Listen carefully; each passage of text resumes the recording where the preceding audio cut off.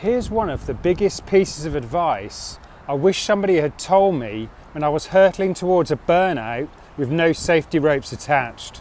I wish they had told me this: the worse you feel, the less you feel.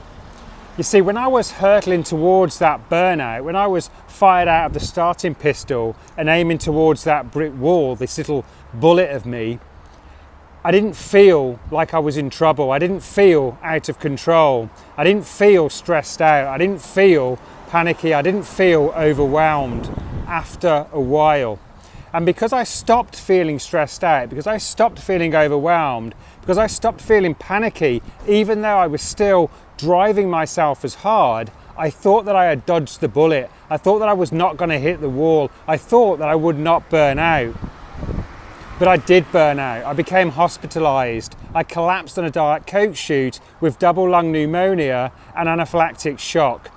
Those who know me will know that I was about 2 minutes away from a massive cardiac arrest.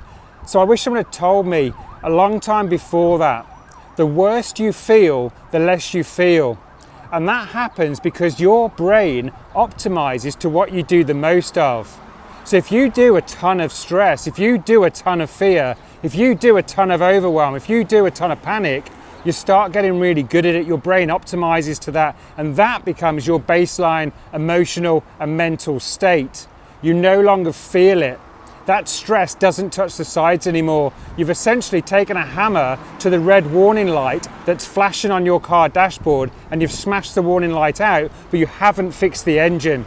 And then you go hurtling towards the end of a cliff and go off the cliff. So if you think that you may not be burning out, but you are over cranking it, and you know you are over cranking it, then here's a little way to test if you are on the way to somewhere that could potentially be not very good. Ask yourself on a scale of 0 to 10, how meaningful is the work that you do? Be honest. Ask yourself on a scale of 0 to 10, how meaningful are the relationships that you're engaged in? Be honest. On a scale of 0 to 10, ask yourself how meaningful is the recovery that you actively engage in on a daily basis? If the answer to those three things is low, rather than getting close to 8s, 9s and 10s, you could be hurtling towards the same place that I was hurtling towards.